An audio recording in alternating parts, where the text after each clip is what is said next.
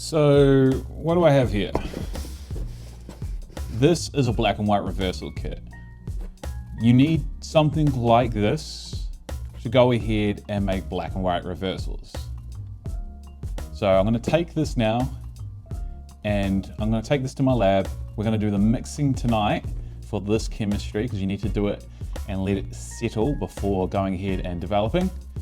So like I just said, I'm going to take this to the lab and then tomorrow I will be helping develop this and I'm going to get some photos back from Hong Kong and then we can talk a little bit about black and white reversal process, how to do it, some behind the scenes of how we did it, which I didn't get to do last time I did this.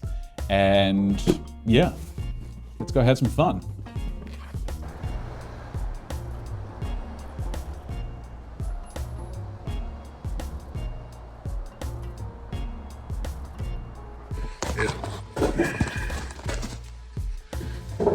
Hi there. Pour the rest of the water in there, and then We have to like get to a certain level when we do that, or? no, so essentially you're making up to 1 litre. Oh, So okay. it is 500 mils to 500 mils, but if we know that we're totally trying to get up to 1 litre, you don't have to be too accurate with that first part. Okay. At the beginning, we didn't know exactly how many sheets I had available for this project. I thought I'd shot them all and it turns out I did, but it's just one of those things. When you're going ahead and doing a project like this, you need to make sure your film is prepared beforehand. The chemistry doesn't last very long. So make sure you go ahead and have everything nice and ready. Unfortunately, I was quite busy, but luckily enough for me, even if I was a little bit organized, I definitely had enough film ready to go. Oh, of course, because you're putting the whole amount in there. Yeah, okay. Okay, I get you. Yeah, I was trying to work out the maths. Yeah. 1 litre. And then we'd be putting that in here, right? Yeah.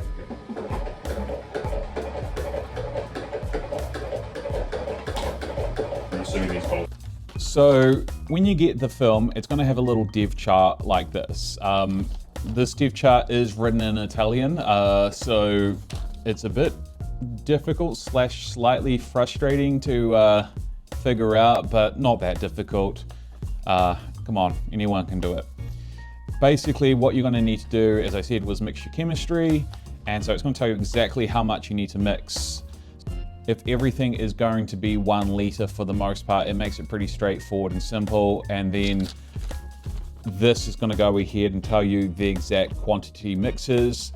The chemistry is already going to be the exact amount in the bottle. So basically you're just adding water up to 1 litre. So that's actually pretty straightforward, not very difficult to understand.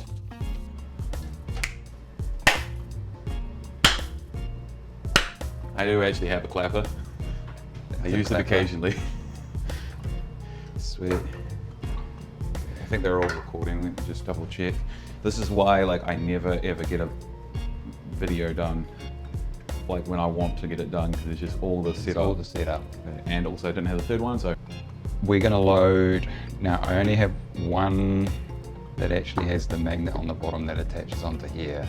So we're gonna load the first batch in here, get that done, and then but I'm going to load the other one in there and then we're just going to switch them over so we can do the second one in the same tank. Yep. Just a little technical.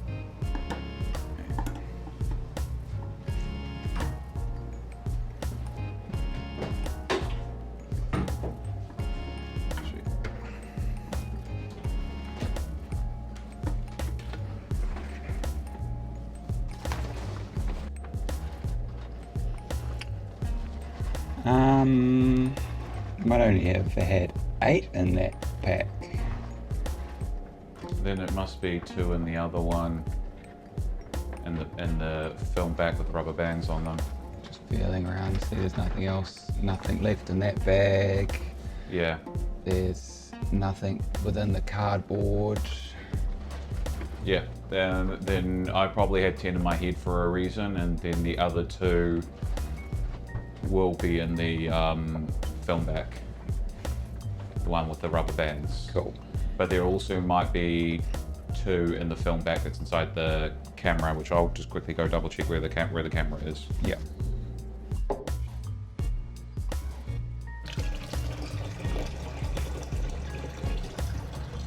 Oh, chemical reaction. And then as for the developing times, again, it's pretty straightforward. Darren used a developing app, which I will put in the description below. I think for myself, I'm gonna probably use something similar when I am developing film on my own. The first developer takes 8 minutes, then it requires a 2-minute wash, then a 4-minute bleach, then another 2-minute wash, then 4 minutes clarifier, then 2 minutes wash, and then 2 minutes for the reversal process, and then 2 minutes for another wash, 4 minutes for the second developer, a minute for the wash. We did the fixer for 7 minutes, but it says 5 to 10, so you know, in between 7 minutes. And then another 10-minute wash to clean off your negatives, and then a final rinse for 30 seconds. Now, when it comes to your second batch, there are some slight differences in time. Because you've used some of the developer, it won't be as chemically active and be slightly a little bit more inert. That means you have to extend your time for part of the development process. So instead of 8 minutes, it becomes 8 minutes 30 for the first developer. And then for the second developer, it becomes 4 minutes 30 instead of 4 minutes. However, that's really not much of an adjustment. It's just something you have to be aware of. We did go ahead and actually do a third batch, and it's very interesting as to what happened with the third batch. So I had a roll of Agfa Scalar. I have had 5 rolls so far. I've shot 2 of them last year and developed them into black and white slides, and they were fantastic. Now, I shot that film at 200 ISO. That film can be pushed all the way up to 1600 ISO. Normally, you cannot get high ISO black and white slides. Black and white slides generally need a low ISO to make sure that you get good inherent contrast. However, this film can be shot up to 1600 ISO. So I shot it at a gig the night before at 1600 ISO. And then we developed it, but only part of the image came out. And we're not exactly sure as to why, but our best guess will be something to do with the developer becoming more inert over time. Because we were push processing, the film was going to be pushed all the way up to about 40 minutes for the first development. Some of the first photos and some of the end photos have actually come out, but the photos in the middle aren't really well defined. They are reversed, so I guess maybe we know at least the reversal and the bleach were working, kind of. But yeah, it was just one of these things. It was a bit of an experiment. It didn't exactly pan out, but because I can't go ahead and turn other high ISO films into black and white slides, next year I'm going to go ahead and shoot those last 2 rolls of Agfa Scalar and shoot them at 1600 ISO, because it should come out. It's just that you cannot do a third batch with this development kit. It has a limitation to how many rolls you can put through. We were able to do, I think, 12 rolls the last time. And then this time we did 5 rolls, 3 of 35 and 2 of 120, and then 12 sheets. But it may not always be the case that you can go ahead and push it that far. Darren did last year try to push a single sheet, and he got some weird issues with it for the third batch that he developed. So that's just an FYI to anyone there that thinks they can go ahead and get more than 2 batches out of this film. It wasn't until we saw the photos that we knew whether this would work or not. There is always a sense of relief when you go ahead and get your photos developed and they actually come out. Usually that sense of relief is a little bit delayed with myself, because I don't do my own developing and I just wait for the lab to tell me that it's all good. But when it comes to this was a really cool experience, actually seeing this idea that I had come to fruition. Like I said earlier, 4x5 is something that I've wanted to go ahead and turn into a black and white slide for a while. And I'd gone ahead and paid for the film in China. I'd had to go ahead and buy extra film. I had taken my 4x5 camera with me over 6,000 kilometers. there was a chance that that could have all been for nothing and I would have lost a lot of photos. And I had probably about 3-4 video projects all connected to this idea. And there was a chance that it wouldn't be there. But luckily for me, the photos came out. So we put the photos in a drying rack to dry off and then headed off for the day. Then I came back the next day, picked up the film from the drying racks and then cut them and sleeved them myself for the 35mm and 120 and took them home and happily began scanning. Now that I've had this experience, it doesn't seem as mammoth of a task to go ahead and make black and white slides myself, and is going to be something that I'm going to be doing in the future with a slightly different kit, or potentially if I can't get hold of the other kit that I want to try, again with the Bellini black and white kit. The only real difficulty that I could find is when you're developing with a kit that needs more precision than normal black and white chemistry. You're probably going to need a few things. You're probably going to need something like a Jobo tank just to make sure that your water temperature stays the same, your chemistry temperature is staying the same at a consistent temperature. Now I could explain how black and white reversals work, but I'm gonna just reinsert from my previous black and white reversal video a little clip just explaining how black and white reversals work in a very easy to understand way. To create a black and white positive, the first step is to develop your negative, almost normally to produce a black and white negative image. The negative image is then bleached away, without fixing the negative. This is to remove the silver halide, leaving only the unexposed silver halide remaining. Then the negative is re-exposed to the light to activate the remaining unexposed silver halide and redeveloped to reveal the positive image that is left behind.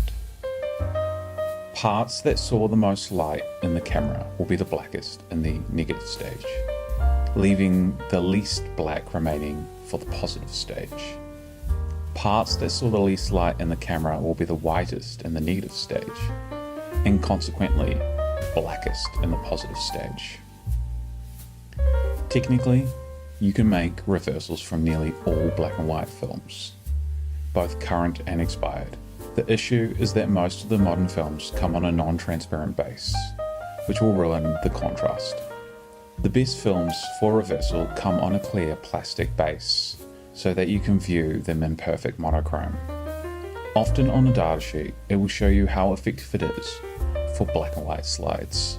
Now, something that I wasn't aware of until I went ahead and did this myself is that you don't actually need to expose the negatives to light to re-expose them, because that can create unevenness. Instead, the really cool thing about the Bellini black and white reversal kit is that it goes ahead and uses a reversing agent, like a fogging agent.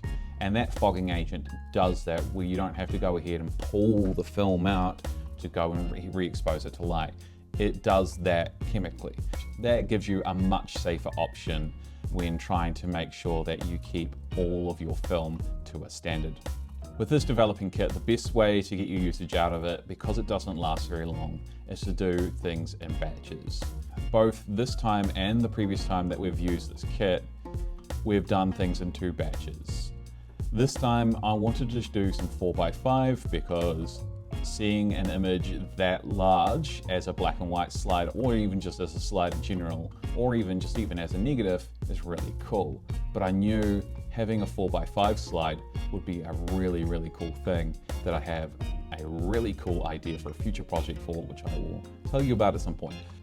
One of the things I'd recommend when setting up a kit like this is making sure all your bottles are clearly labeled and that you go ahead and do them in order. That includes both the developing part, obviously, but also when you are doing your mixing. It helps you familiarize yourself with your chemistry that you are using, because you need to do it in order.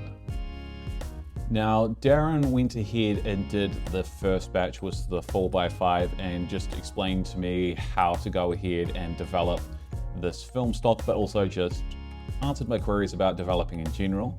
For the second batch, however, I was the one that was, I guess, developing. I will still be instructed by Darren. Wouldn't have been able to do it without him.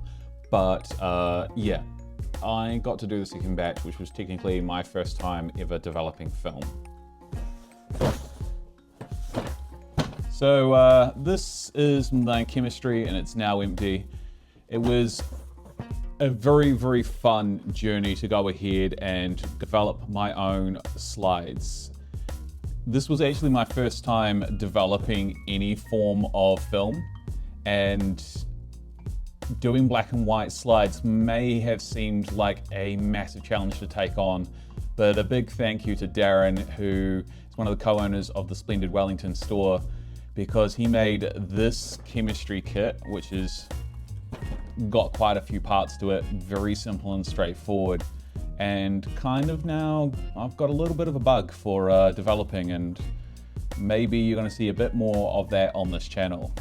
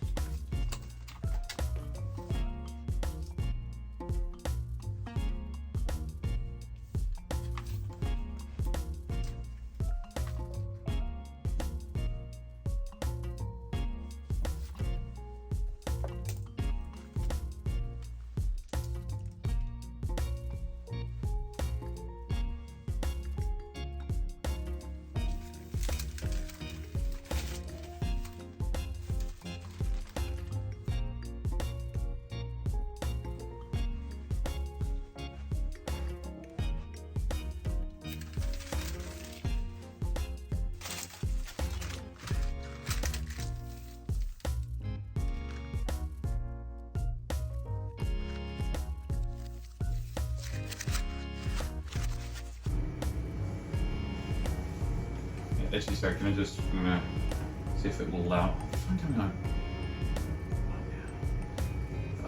Sorry, 1 second, let me just grab the other phone storage. I do